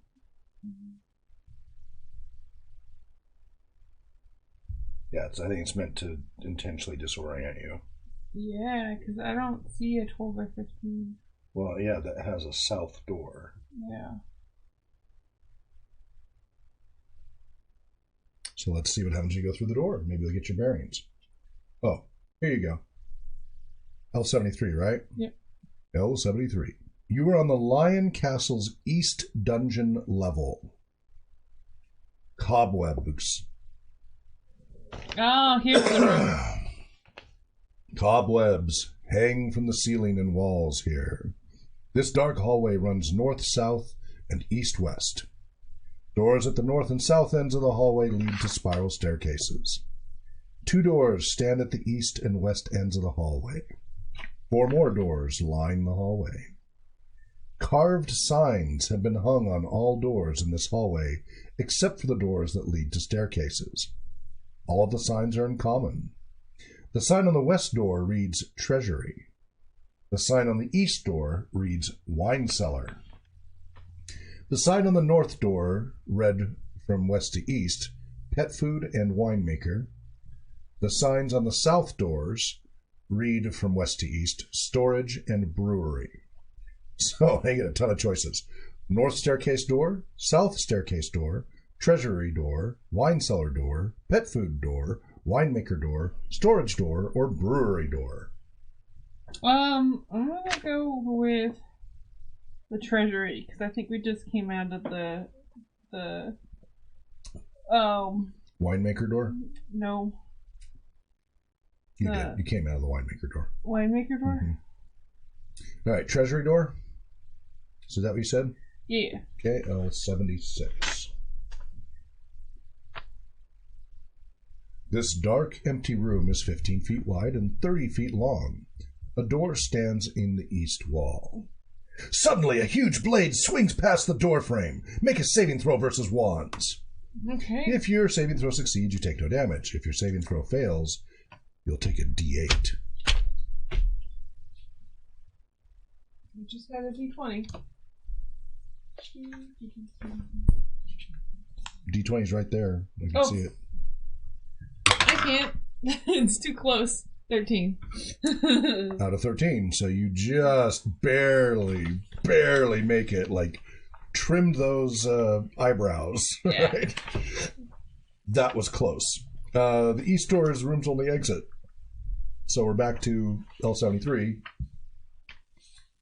You can choose north staircase door, south staircase door, treasury that you just nearly got chopped, wine cellar door, pet food door, wine maker door, nothing in the treasury, which is where you came from, and storage door and brewery door.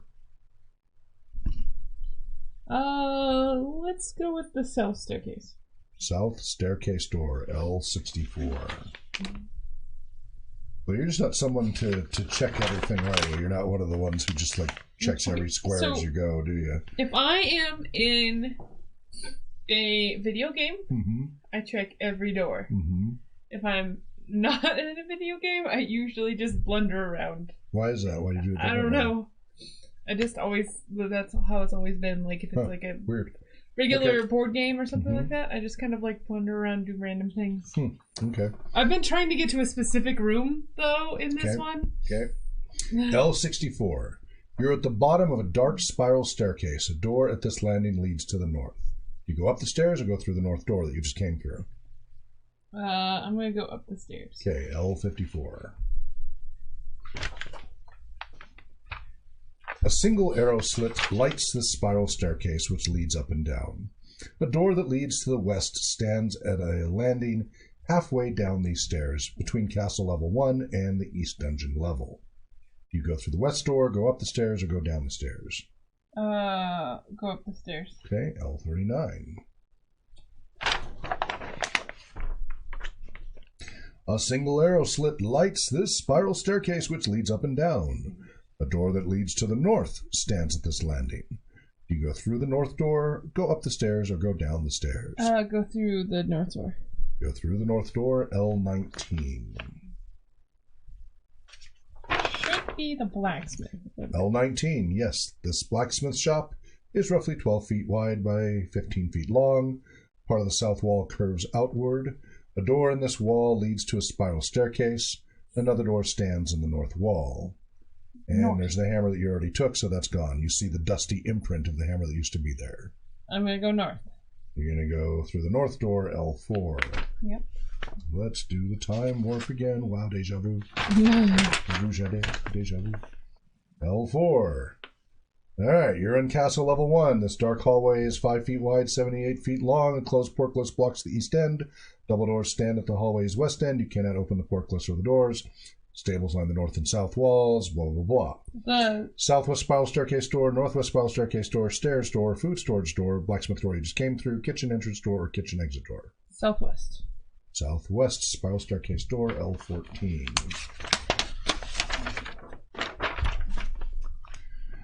This dark spiral staircase leads up and down. 2 doors leading to the northwest and southwest stand at this landing. Do you go through the northwest door, go through the southwest door, go up the stairs, or go down the stairs? Up the stairs.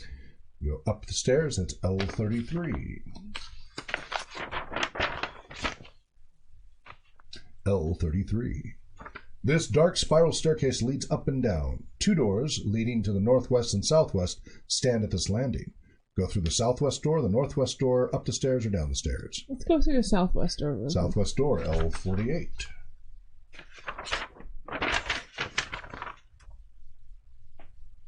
You are on castle level 2.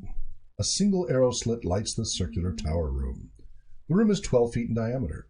A door stands in the northeast wall. A suit of chainmail is stashed in a trunk in this room. Do you want to take it? 2 things of chainmail already. Yep. Let's go back through the door that I came in. Go up the stairs. Yep. So L33 and then go up the stairs? Yep. So L23.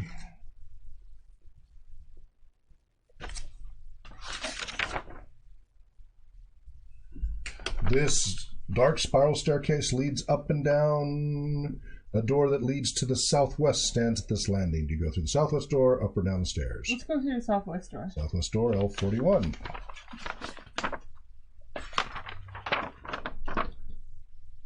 You are in castle level 3. A single arrow slit lights this circular tower room. The room is 12 feet in diameter. A door stands in the northeast wall. A blacksmith's apron and gloves lie on the floor of this room. You may use these items as leather armor if you wish. I'll take them. Take them anyway? Okay. Yeah. I mean, you can't add it to your chainmail, but no. Still. And the northeast door is the room's only exit, so L23. Do you go up, down, or... Okay. You go back through the door again. L42 for up the stairs. Almost there, where I want to go. This dark spiral staircase leads up and down. A trapdoor rests in the ceiling at the top of the stairs. 2 doors leading to the northwest and southwest stand at this landing. Do you go through the northwest door, the southwest door, up the stairs through the trapdoor, or down the stairs? I'm going to look in the southwest again. Okay, southwest door, L57. You're in castle level 4. A single arrow slit lights this circular tower room. The room is 12 feet in diameter. A door stands in the northeast wall. A potion sits on a table in this room. Do you go grab it? Yes. It's a potion of healing. Oh, nice. That's a good one. Mm-hmm. I'm not going to use it yet. Then the northeast door in this room is the room's only exit. Oh, 42. So, upstairs, downstairs, or go back through the door yet again? I'm going to go north. Or northwest door. Yeah. Okay, L56. You're on castle level 4. Double doors stand in the west wall of this oddly shaped anteroom. Mm-hmm. Parts of the north and south walls curve outward. A door in the southwest corner of the room leads to a spiral staircase. Check for a wandering monster in this room. 2. Okay, no wandering monster. So then there's the...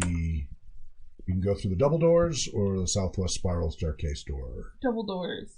Double doors. L70.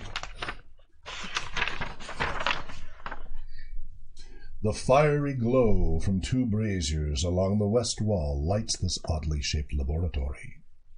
A spiral staircase runs up to the ceiling in the center of this room. Double doors stand in the center of the east wall. The northeast and southeast corners of the room curve outward. Laboratory glassware and cobwebs line the walls here. Two windows shaped as lions' eyes are set into the west wall beyond the braziers. That's kind of cool. You cannot break the windows, apparently. It just offers that right away. The braziers' coals give off a flickering light, but no heat or smoke. Do you want to pick up any of the glowing coal that doesn't give off any heat or smoke? Yeah, let's do it. Okay. You take a coal, add it to your character sheets. Glowing coal does not have heat or smoke. And you may use the coal as a source of light. And now check for a wandering monster. See if I get lucky. 2. Okay, no wandering monsters. That one really likes the rebound. Yeah. So, do you want to go through the double doors or up the spiral staircase? Up the spiral staircase. Okay, L74. A fiery glow from below lights the spiral staircase, which leads up and down. A trapdoor rests in the ceiling at the top of the stairs. Do you go up the stairs through the trapdoor or back down the stairs? Up the stairs. L82. You are in Sargon's private study. That's what I thought. Yeah. The room is 30 feet in diameter. A trapdoor lies near the center of the floor that you just came through. There are no other doors. Loaded bookshelves line the walls of the room. 4 cushioned chairs circle a marble table. You encounter a wandering monster in this room. So let's roll initiative. Yeah. 2. We need to figure out. Monster got initiative. We gotta figure out which monster it is. Yep.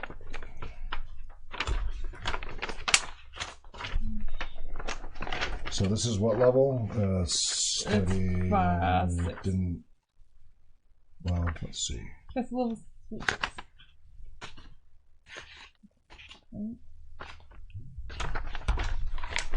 Oh no, 5. That's it.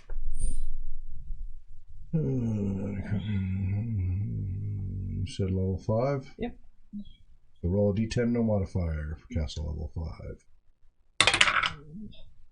3 again. Really? Yeah. Okay, but it's a different one this time. No, it's not the one from before that recognized you that talked to before.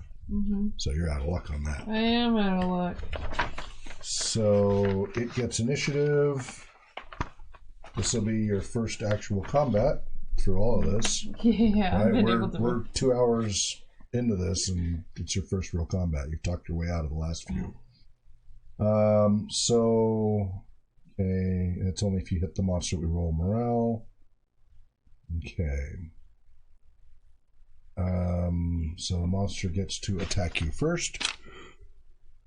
Excuse me.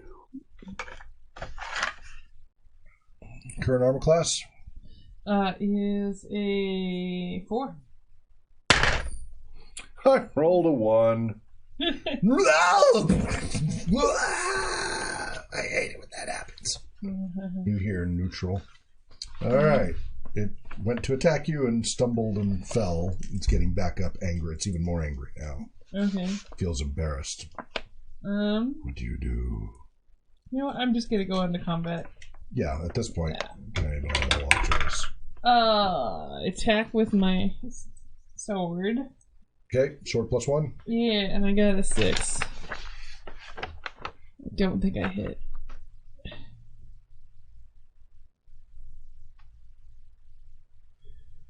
You got a 6? Yeah, you didn't hit. I didn't think so. Let's see, because you're... Yeah, not even close. Yeah. I mean, even if it was naked, you wouldn't have hit. Yeah. So, alright, you miss. It swings at you furiously after its embarrassment falling at your feet. Are we just gonna keep Yeah, let's go back and forth. Not hitting each other. No, this time, what's your armor class? It is a 4. 4, and it is 4 plus 2? Oh, 4. Oh, wait, yeah. Wait a minute, I lost track. 4 plus 2 hit dice. 14 and so that is an 11 to hit. 11? No, for it to hit you. Your armor class 4. Yeah. And it is 4 plus hit dice. Oh, It's it has monster 4 plus hit rolls. dice. Yeah. Okay. So I need 11 to hit you, and I got a 15. Okay, I thought you were saying 2 hit dice. That's why I was like All right. 14. And so it hits you with a bite. It bites you. Ooh, a D10. Ouch. 4 hit points of damage. Chomps onto you. Okay. Your turn. I hit it back. 13 plus 1. Okay, its armor class is 5. And you needed a 14 to hit it. Oh, you have a plus 1, so you just hit it because of your magic bonus. Yeah. Roll damage. Okay, and for the sword, it would be... I believe it's a D6. You could double check weapons if you want. Yeah, because I don't know this off the top of my head. Actually, it's right here on your cheat sheet. Oh, it is? Short yeah, sword. Sword is normal, it's D8. Okay. There you go. D8. Find one. 1 hit point. Okay. So minus 1 hit point from its 20 hit points, it's down to 19. I give you a paper cut.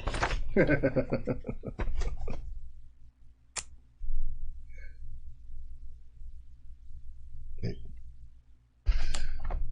It hisses at you with mirth. That's all you have. Goes to bite you again. And misses. Nothing but air. Your turn. I got a 2. And you nearly fall. And yes. Yes. It laughs at your stumbling hissingly. And your armor class 4? Yeah. He just hits. Oh. Just fights you. Ooh, 4 more hit points. What are you down to? I have 4 more hit points. You might want to use that healing potion. Yeah, I'm gonna use that healing potion. That might be a good idea. A potion of healing. Let's see. Does it have any weird effects on that? That's what I'm looking up. Healing, okay. You may drink at any time except for when you were fighting a monster. Oh. And that's 1d6 plus 1. Never So you mind. gotta survive combat first. You may not survive No, this. I may not, because I can't it's roll. your attack. Well, I you better- attack. 13. That means I hit. Yes, just. So roll your d8. Can I Roll get an high. 8? Can I get an 8? 8. Woo! Plus 1. Oh, yeah. It's magic, so that's minus 9 hit points.